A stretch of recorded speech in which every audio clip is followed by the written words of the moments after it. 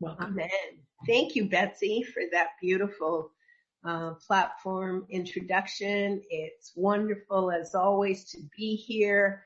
And in Unity, we often talk about giving things the light touch, giving them the light touch. And so I keep coming across the light touch as it concerns, the wonderful opportunity we have on planet Earth right now. And, I was thinking about all this stuff about how the experts lie. Well, they said that a mask and gloves was enough to go to the grocery store. When I got there, everyone else had clothes on. Yep. That would be about my speed. So this morning, it's just so exciting to be together, to think about and to hear about spiritual power. As we know in Unity, the 12 powers, the 12 energy centers in our physical consciousness, what Fillmore called the body consciousness. Each power is assigned to one of the 12 months. And as Betsy beautifully introduced for us, the month of May is dedicated to spiritual power, the spiritual faculty of power. Oftentimes, power is forgotten. Certainly, it is underused. And of course, in some extreme cases, the spiritual faculty of power can be misused. In my inspiration this week, and the week before, actually, I turned to Mother Nature to notice how the faculty of power is at work always in Mother Nature. And in honor of celebrating mothers, all mothers, those who have mothered us, those who have had children, those who have not had children, I thought about the power in Mother Nature. And I was also realizing that Mother Nature gives us some pretty clear ways to imitate her in using spiritual power. I'd like to share something with you that comes actually from a woman who was renowned for dedicating her life, above all else, to the power of Mother Nature and to preserving the power of Mother Nature. This person is an American marine biologist who lived from 1907 to 1964, and I'm sure most of you have heard of Rachel Carson. Rachel Carson is thought of as the mother of the global environmental movement since she started to urge humanity to regulate the forces of destruction on Mother Earth that she was witnessing already over 60 years ago. It is interesting, too, to note that Miss Carson died of breast cancer, and among her many accomplishments, besides activating the movement to get rid of DDT, she also earned a scholarship in 1929, which was pretty much unheard of for most women of that time. And she completed her graduate work in biology at the Johns Hopkins University. She writes this that I invite you to receive as a gift from me about how I have enlarged my appreciation of spiritual power at work in nature. She writes, "Those who contemplate the beauty of the earth find reserves of strength that will endure as long as life lasts. Those who contemplate the beauty of the earth find reserves of strength that will endure as long as life lasts. And then she says, there is something infinitely healing in the repeated refrains of nature. The assurance that dawn comes after night and that spring comes after winter. And certainly so far we have embraced a really lovely season of spring. And I will just leave Miss Carson mentioning her seminal work published in 1962 entitled Silent Spring. It is interesting that silence is where the spiritual faculty of power resides. Spiritual power resides in silence. Spiritual power is accessed. It is activated from its source in the silence by its expression in the word, the spoken word. You don't have to have been in this philosophy called unity for very long to realize that the power of the word is one of our foundational beliefs. It is contained in one of our 5 principles, stated as thoughts held in mind will produce after their kind. The way that I have integrated this principle for myself is to realize that where thought goes, spiritual power flows. And so it certainly behooves us as fellow travelers on the spiritual path to notice not only our thoughts, but more specifically to use spiritual power in choosing the thoughts that we think. As I was looking in a book that I think we talked about in our prayer, Power of Prayer and Power of Group Prayer, Greg Braden's, some of you had the book, The Hidden Power of Prayer. I came across something I really wasn't looking for, so to speak. And it has to do with mathematics, and it makes me a little nervous because I like to follow Jane Austen's admonition to all of us who have given our life to words and dedicated our lives to words, as I certainly did in my first career in literature, and then certainly in my dedication to unity. And Jane Austen says, only write and talk about what you know. And I do not this morning profess to either know very much about what is called the Mandelbrot set. And I wish that I could have completely let go of what the Mandelbrot set has to do with spiritual power. And I thought it would have been enough for me to release this concept, this mathematical equation discovered by Benoit Mandelbrot in 1975. I thought it would have been enough that when I called my cousin that you hear me talk about, the physicist all the time, I said, hey, can you put in really simple layman terms that I can use to understand as an analogy what is going on in nature according to the Mandelbrot set? And in his ever-loving humility, he said to me, you know, I remember something about frackles and about that equation from a graduate class, but not enough to really speak to it. And so he sent me a website, which just made me even more cautious.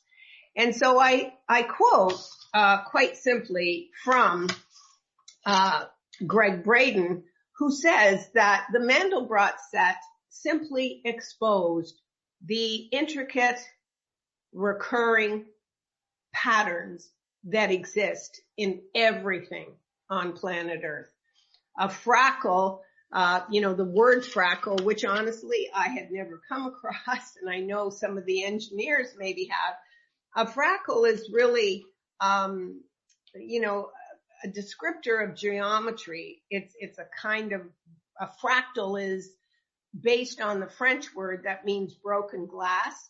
And so a fractal describes what is always going on in the patterns of nature. These patterns recur. These patterns, no matter how much they repeat, reduced to their purest form, guess what? They always contain the whole. So whether we're talking about a leaf, whether we're talking about water in the ocean, clouds, fractals, this underlying pattern resides in everything. And of course, from the 1970s with this Mandelbrot set, eventually it, led to chaos theory and the fact that order is created through a never-ending struggle to find balance within chaos. So what is going on with the spiritual faculty of power when in nature we see these underlying patterns silently at work? And that's what really captivated me. And that's what really led me to appreciate more fully the spiritual faculty of power as working in silence, working in the silence. When we activate the spiritual faculty of power, which, by the way, in terms of body consciousness, we remember that Fillmore placed it in the throat chakra, that spiritual power is centered here, right in the throat. And in thinking about the words that we build our thoughts with, I was reminded that, of course, not all thoughts arise in us as words, right? So thoughts can be sensations.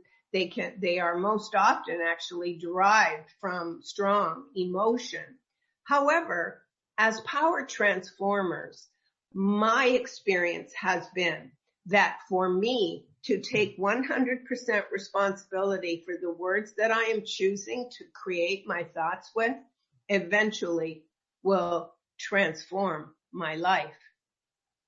I'd like to share with you, in keeping with this, the scripture for this morning, which is taken from the book of Ecclesiastes, chapter 3, verses 1 to 12. To everything there is a season, and a time for every purpose under heaven, a time to be born and a time to die, a time to plant and a time to pluck up that which is planted, a time to kill and a time to heal, a time to tear down and a time to build up, a time to weep and a time to laugh, a time to mourn and a time to dance, a time to cast away stones and a time to gather stones together, a time to embrace and a time to refrain from embracing, a time to lose and a time to seek, a time to tie up and a time to untie, a time to tear and a time to sow, a time to keep silent and a time to speak, a time to love and a time to hate, a time for war and a time for peace. I have seen the toil which the Lord has given to the sons of men to be engaged with herein. Indeed, all of this is the toil represented in our human experience. And it surfaces, what surfaces for me around the idea of time as expressing in nature is that through the power of our thoughts, we can imitate Mother Nature in at least 3 very fundamental ways. We notice in the outworkings of nature that there is never hurry. There is never rushing. There is never hurry. And so I like to ask myself during the month of May, where in my life am I still hurrying? Where in my life do I still rush? For that goes against the innate pattern dwelling in each one of us of recurring calm, resilience, and a time for every season of life. So that's the first lesson of spiritual power, originating in the silence and expressing not only in nature, but in each one of us as calm, as the absence of hurrying. The second one recurs in the reading from Ecclesiastes, and we apply this through the faculty of power in asking ourselves what words we are choosing to build our thoughts that have specifically to do with a purpose. What is our purpose? I felt deeply my purpose during this incarnation as early as at the age of 5, when I would sequester my 5 youngest cousins in a bathtub in the basement, where through a great stroke of providence, there was a small blackboard that had been posted in the bathroom. And so my understanding that it was given me to teach came very early. In terms of struggling to find meaning and purpose, I was also led very early to the power of words.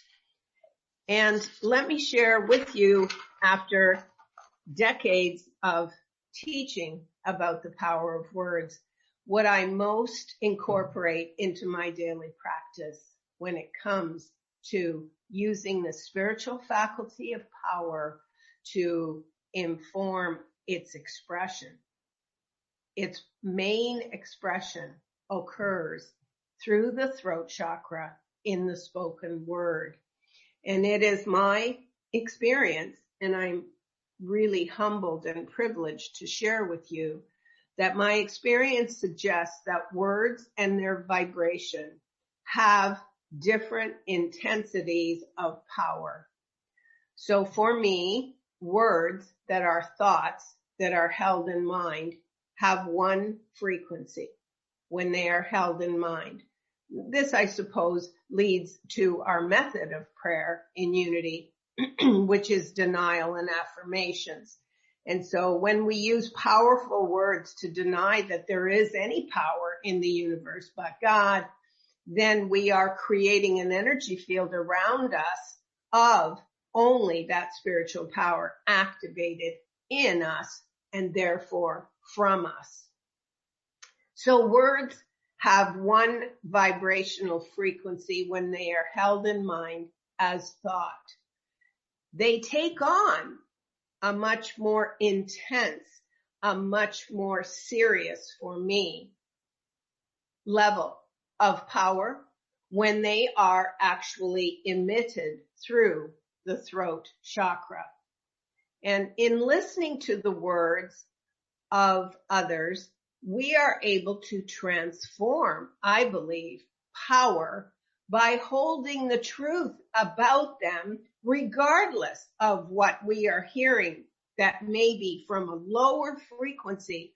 One of the most powerful ways that we can access and use spiritual power is in silence, lifting a lower frequency that we hear emanating in the world, or perhaps in our homes or in our own relationships, by consciously accessing the spiritual faculty of power and choosing words such as, you are the light. You are love, loved, and loving. The power of those few high-frequency words easily cancels out the negativity, or what Charles Fillmore would call the downward trend of words not chosen from the power within.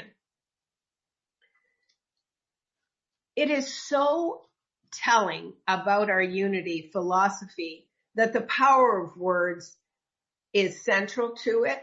It shows up in how we teach about prayer. The power of words shows up in our metaphysical interpretation of scripture, of Jesus' story. It shows up in one of the most important and oft quoted scriptures, which is the invitation from Jesus the Christ to be transformed by the renewing of our minds. What does that mean? It means that I am responsible for my consciousness. It means that whatever is going on in my consciousness can be changed, can be transformed by the choosing of words. I have a little personal story about the power of words constantly being affirmed for me. 3 years ago, I was visiting my daughter in Jasper, Alberta, and I was just completely smitten, just totally captivated by the wall in this restaurant that we went to in the Rockies. And there was this beautiful, beautiful excerpt from the American poet Annie Dillard. And the saying was simply this: mountains are giant, restful, absorbent. Mountains are giant, picture them, restful, absorbent. This next part, you can heave your spirit into a mountain and the mountain will keep it folded and not throw it back. Well, I scribbled that onto the napkin at lunch and I brought the napkin back to Ontario with me. And for 3 years, my goal has been to somehow artistically depict that so that I could hang it where my retina are sending its message to my subconscious all the time. I have an artist friend, and I at one point I had asked her, do you think you could do this for me? She said, absolutely, just show me, give it to me, show me how you want it. And you know how things go, that fell below the top 10 things that rose in my life in the last 3 years. On Mother's Day, I received a package from my daughter, and I think I can show you. This is what she gave me. A huge journal for words with probably 500 pages in it. And somehow the power of mountains are giant, restful, absorbent. You can heave your spirit into a mountain and the mountain will keep it folded and not throw it back. The energy, the frequency, the vibration, the spiritual power in those words, which, trust me, I did not talk about a lot to my daughter after that day. Still, they found a resonance in her heart and in her mind, and she was able to give me one of the best Mother's Day gifts ever, not just because words are my love language, but because the power of what those words say. Why do we think that mountains are absorbent?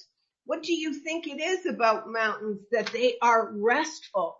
They contain in them those freckles, that recurring pattern of similarities that, ladies and gentlemen, is really the clearest expression for me of the power of God.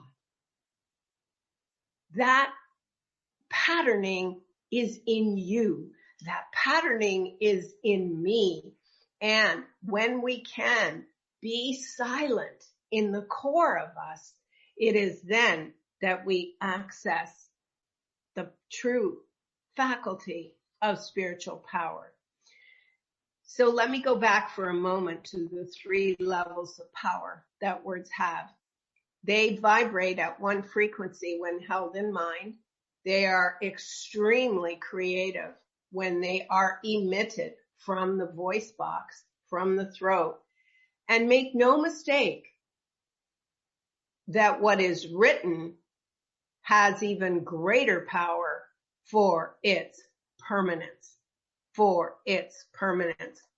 Some of you know that I subjected my creative writing students to doing gratitude, affirmation, and intentional statements every day. They were required to do 30 of them.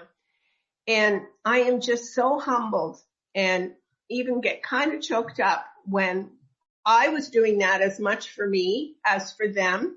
When I said to them, now look at, I can stand up here all day long and tell you that words have power and that how you access real power from within you is through picking the right words. However, the best way for you to prove it to yourself is to write these statements every day. And I got a lot of grumbling, and they wanted to know what that had to do with English literature, what it had to do with English language, which for me was more than obvious, but for them it was often a frustrating exercise.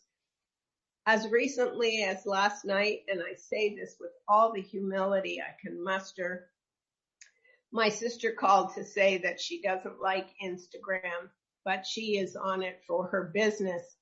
And that a girl she used to babysit, and yes, there's a lot of years between my sister and me, a girl that she used to babysit happens to be friends with someone who was in my writer's craft course. So when this Candace girl was connected through Instagram with my sister, she asked her if the surname meant that she was related to her English teacher, and my sister said yes. And she said, I never got to tell her that because of the writing that she forced us to do, it got me through 4 of the darkest years of my life. And so I bless Candace for her openness and receptivity in practicing the power of the written word. And if you have any words in your auric field, in your surroundings, in your atmosphere, any words that have a negative downward trend, you may want to think about removing them from your energy field. Because exercised correctly, exercised rightly, shall we say, the faculty of spiritual power uplifts, it transforms, and it heals energy from one plane to another. In thinking about the practical use then of the spiritual faculty of power, we return to Mother Nature, where there are seasons, phases. We return to the notion of the Mandelbrot set as illustrating this pattern of similarities recurring, underlying all things, and recognize the spiritual power at work, not only in all appearances, but perhaps above all in us as recurring patterns. Now, we can use these patterns in each phase of our spiritual unfoldment to understand, at least this is part of the math that I understood and could apply. The reason that straight, easily measurable lines do not exist in nature, and I have to say that again so I can hear it. The reason why straight, easily measurable lines do not exist in nature can be summarized in one word: resilience. So this is what I was able to glean from the order in chaos theory. So that resilience is inherent in each and every one of us. What a wonderful time of man for us to remember that this resilience is at the core of each and every one of us, that the chaos that may seem to be evident everywhere is really order seeking to be restored. I couldn't talk about energy today, power, the spiritual faculty of power, without looking into electricity and how that particular expression of power might be analogous to how we transform spiritual power. And so I got this from my electrical engineer buddy, and he said, depending on the application, a transformer will either step up the voltage or step down the voltage. What? Depending on the application? Guess where the application is? Right here in each and every one of us. We are the application of spiritual power. We are the transformers of that voltage. Wow. Transformers of voltage for me refers to the words I choose, the words I speak, and the words that I write. Let us not underuse or misuse the spiritual faculty of power expressing as positive, affirmative, life-giving, encouraging, joyful words. The interesting thing that I'll leave you with this morning about electric power that has an analogous message for me about spiritual power is something that my friend referred to as the law of conservation of energy. I'm sure my science teachers are really glad that even though I did not take science in grade 13, it's all somewhat catching up with me now. And he explained to me that the law of conservation of energy speaks to a transformer not changing the source. It's not that the transformer has an impact on the source of the power, meaning that the power is always a constant. And that is true for us as well. So I come now to that part of any good unity message, and I hope this is a blessing because it is an important part for me to say, all right, so I understand that the spiritual faculty of power expresses mostly in thought, word, on different levels. How do I apply this in a practical way to my life? Here are 3 ways that work for me. 1, maintain clarity of thought. Number 1, maintain clarity of thought. How do I do that? Deliberately, consciously choose the thoughts that are running through my mind. How do I keep them clear? For me, it usually means backing up into emotions and really allowing myself to feel the feelings before I can actually formulate a clear, pure, uplifting, positive thought. So that's number 1. Maintain clarity of thought. And I suppose in brackets with that is by allowing fear. Allowing fear is related to creating clarity of thought. If we don't look at the fear, if we don't allow the fear, we won't get to clarity. The second one is just a fancy way, I think, of defining faith. Faith. Number 2 is believe in your ability to work through a complex situation, even if you have no idea and don't really see how at the moment. Check in with your faith quotient, your faith faculty, and ask yourself, do I believe that I have the ability to work through the complexity of this? Am I willing to seek balance as a way to find the order in this seeming chaos, which has come to bless me, not to curse me? It's happening for me, not to me. You hear those prepositions.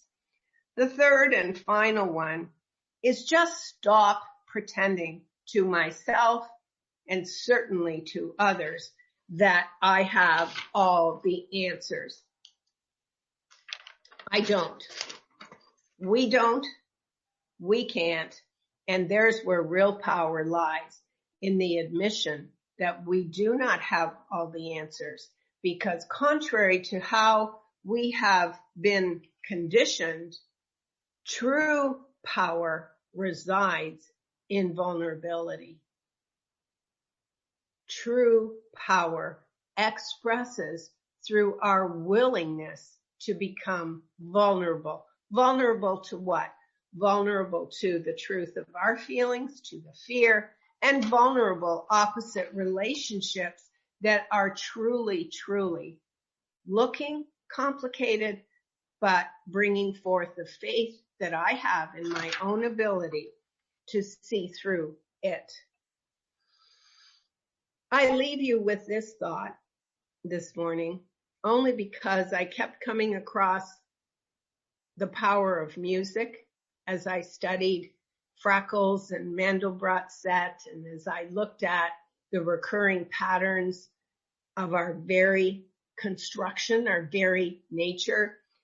And so this is taken from Nietzsche, the philosopher, who wrote, "Those who were seen dancing were thought to be insane by those who could not hear the music."